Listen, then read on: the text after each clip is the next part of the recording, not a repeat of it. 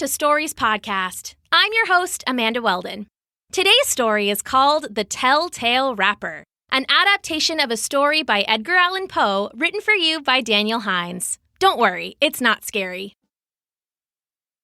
Thanks! Enjoy the episode!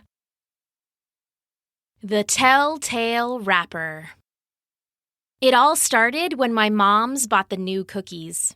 I'm not saying it was the cookies' fault exactly, but I'm not saying that either. Some things are just too sweet to resist. Do you know what I mean? It's impossible to say when I first had the idea, but once I had it, it was all I could think about. The new cookies. They were double chocolate chip, extra chewy. My mom's put them in the special snack cabinet, the one way over the sink that even they have to stand on a step stool to reach. It was the one place I couldn't get them. We used to keep snacks in the regular cabinet, but, well, I would eat them. I would eat them all. I would eat every last bite. The ones for me, the ones for my little sister, and even my mom's granola bars. At least the ones with chocolate chips. I knew it wasn't fair and they would get mad at me, but it didn't matter. Once I got started snacking, it just didn't matter. I was like a human garbage disposal. I'd just eat and eat until my belly was swollen and achy and I had to take a nap. I knew it wasn't good for me. I knew that. I really did. But chocolate. Chocolate. You get it. Don't think I was crazy, though. I mean, don't think I didn't have a plan. I had to have one. I'd been caught taking snacks too many times before. My moms were alert and ready for me. The second the kitchen light flicked on, I'd hear them sit up in bed and one of them would call for me. It was usually Mom because Mama sleeps a little heavier. She'd yell, "Alan, you aren't looking for snacks, right?" And I'd lie and say I was just getting a glass of water. That only worked for a little while, though, and now I have to get water from the upstairs bathroom. The kitchen is off limits after bedtime, and to sneak in is punishable by grounding. Which is why my plan had to be perfect. I worked on it for a whole week. I worked on it harder than I ever had on my homework. I had lists and maps and everything. First, I needed to deal with the light. That was easy enough, though. I found a little flashlight in the junk drawer in the kitchen. It was small enough to hide in my hand, but it was still a little too bright for sneaking. I was worried it would wake up Mom. To fix it, I took some Scotch tape and put it over the light end. Not all the way, but most of the way. When I was done, only a tiny, spider strand of light could escape. It was perfect. Next, I had to practice getting into the kitchen. I would go up and down the stairs to my bedroom on the second floor, and I would pay attention. The 5th step groaned like an old man with a bad back. The 11th creaked low like a tree in the wind. I would have to be careful to avoid them. After the steps, I had to creep down the hallway. My mom's room was there, so I had to leave the light off. There were lots of things to trip on, and it would be too hard in the dark. Luckily, there was a window there, and on certain nights, the moonlight would shine through. It wasn't much, but with practice, it would be enough. Finally, I had to get into the cabinet, the one way over the sink that even my moms have to stand on a step stool to reach. For a while, I thought that would be impossible, but after a week of planning, I had a stroke of genius. Well, a stroke of smartness, at least. On the 8th night, before bed, I pretended to lose my toy car under the kitchen table. I dragged away the chair to crawl under and look for it, and left the chair right under the cupboard. It would have been too loud to drag at night, but nobody noticed while getting ready for bed. It was perfect. And finally, everything was ready. Later that night, after I was sure everyone had fallen asleep, I slipped slowly from my bed. When I say slowly, you need to understand how slow. You know how you look at a clock and the time changes, but you don't actually see the big hands move? Well, I was slower than that. I was slow as a glacier. I was quiet as a cloud drifting across the sky. I was like a spy, or a ninja, or a thief. Well, maybe that last one doesn't feel so good, but I was too hungry to notice at the time. I headed down the stairs. Slowly, so slowly. I skipped the 5th step that groaned like an old man with a bad back. I carefully avoided the 11th and its creaking noises. I came to the hallway. I could hear Mama's snores, but Mom was as quiet as ever. Of course, the moon was full, just like I planned, and the edge of that silvery light spilled into the hallway. It wasn't much, but it let me slip past their door and into the kitchen. For a moment, I was afraid they'd notice the moved chair, but when I flipped on my flashlight, the thin beam showed it still in position. Perfect! Quiet as a very shy mouse, I climbed up the chair. My hands started to shake a little. I was nervous. I was so nervous. To tell you the truth, I had a moment then. A moment where I realized what I was doing was wrong. It was sneaky, it was lying, and it was unhealthy. I was better than this. I had told my moms I wouldn't steal food anymore.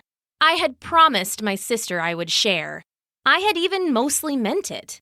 It wasn't too late. I could have just gone back to bed and pretended it didn't happen. It made sense, and I had decided to call the whole thing off, but first, maybe just a look. I opened the cabinet and turned on the flashlight. The thin beam fell right onto the cookies. They were sealed in a blue plastic wrapper. The picture on the outside looked like more chocolate chips than cookie, and the writing promised a chocolatey explosion of flavor in every bite. My willpower crumbled. It crumbled like a cookie left too long in a glass of milk. Maybe if the light had shone on something else, I would have been okay. But the cookies, they just looked so good. Before I knew it, the package was in my trembling hands. The wrapper crinkled softly, and I panicked so hard I almost dropped them right there. Maybe it would have been better if I had. Standing there, I thought about eating a few and putting the rest back, but I knew I couldn't do that. The wrapper would be too loud in the kitchen. Besides, I couldn't risk leaving anything behind. I had to destroy the evidence. That's what I told myself, at least. But now, looking back, I just wanted to eat all the cookies. I wanted to eat every last morsel, and I couldn't do that standing in the kitchen. No, they had to come with me. They belonged with me. I took the package and closed the cabinet. Heart racing, I clutched the cookies to my chest and snuck back to my room. They crinkled loudly with every step, but I made it back to bed without waking anybody up. Once I was there, I slid under my covers and froze, my heart pounding so hard I thought the sound of it might wake up my moms. A minute passed, then 5. All was silent. I had gotten away with it! Barely believing my good luck, I carefully peeled open the plastic wrapper. And there, under the covers of my bed, I feasted. I barely tasted the first cookie, I swallowed it so fast. The second and third were slower, and the rest just kept on getting sweeter. Truly, the cookies were as good as advertised, and before too long, I had finished the entire package. Every bit, every bite. Not so much as a crumb escaped me. Once I was done, I looked at the wrapper. I couldn't throw it in the trash. My moms would see it there, and I'd have to sneak by their room again anyway. Same problem with the trash in the garage. I needed to stash it for a while, somewhere they wouldn't look, and then I could throw it out another day when everyone had forgotten they even existed. I thought for a long time, and eventually I remembered the loose floorboard. It was under my little area rug, and I knew my moms didn't know about it. I moved the rug and lifted the little board. Underneath was a tight little space in the floor. It wasn't very big, but it held the wrapper once I balled it up. The plastic crinkled and rustled when I mashed it in, but it was just for a second. A moment later, the board was back in the floor. The rug was back on the board, and I was back in my bed. I had done it. Full beyond belief, belly aching from the chocolate overstuffing, but a sticky smile on my lips, I eventually fell asleep. The next morning, I woke up and went downstairs to find my moms and sister at the kitchen table. They smiled at me and passed a bowl of oatmeal with strawberries mixed in. I was still so full from the cookies I didn't do more than play with it, but I don't think they noticed. Everything was going perfectly until it was time to pack a snack for my school lunch. Mama opened the special cabinet above the sink, telling me that I could have 3 cookies for snack today since I've been so good. But, of course, the cookies weren't in the cabinet. And, also of course, I was blamed right away. "He did it again!" my sister Annabelle shouted. "He ate all the cookies before I could even have one!" I denied it. I told them I had been asleep. How could I have? There were no lights, no noise. I was so sure I had gotten away with it that when they suggested they search my room, I agreed right away. We all went up there, and they started poking around. I sat on my bed and tried to look innocent. If you think that's easy, you should try it sometime. As cheerfully as possible, they searched everything, even the trash in the garage. Of course, they didn't find anything. My plan had been perfect. Eventually, my moms came to my room and stood in front of me. They started to apologize, saying they were sorry for not trusting me, but that they just didn't know where the cookies could have gone. As they talked, I felt worse and worse. Then, something new and terrible. Every time they apologized, I heard a rustle in my ears. A crinkly rustle, just like the sound the cookie wrapper made. I knew the wrapper was under the floorboard. There was no way it should be crinkling. But it was. I could hear it. Under their feet, it crinkled and crackled and scrunched. Every time they spoke, I heard it loud as day. Soon I was worried they would hear it too. That rustle, that crinkle, they had to hear it. They kept talking, telling me they were proud of me for being better about the snacks. The crinkling was louder. It was deafening. They had to hear it. They just had to.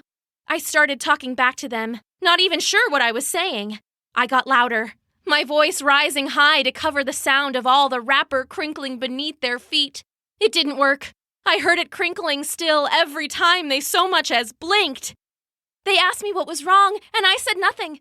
I started to stomp my feet. Boom, boom, anything to cover that terrible sound, that hideous crinkle crackle.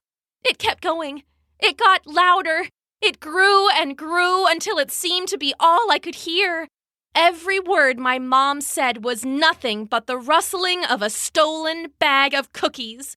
Finally, I couldn't take it anymore. The sound was too much. Louder, louder, louder, louder! I'm sorry! I wailed, tears springing to my eyes.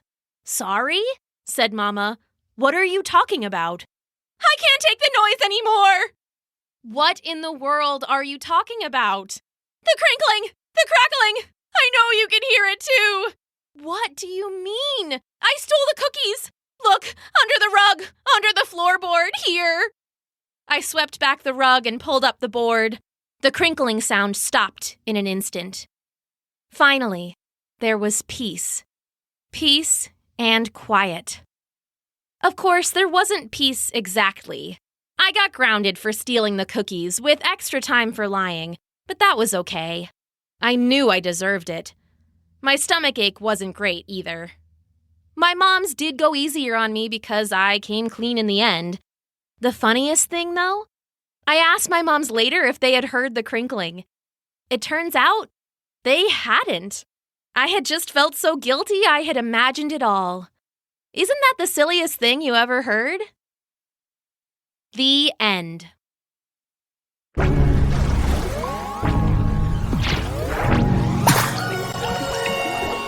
Thanks for listening.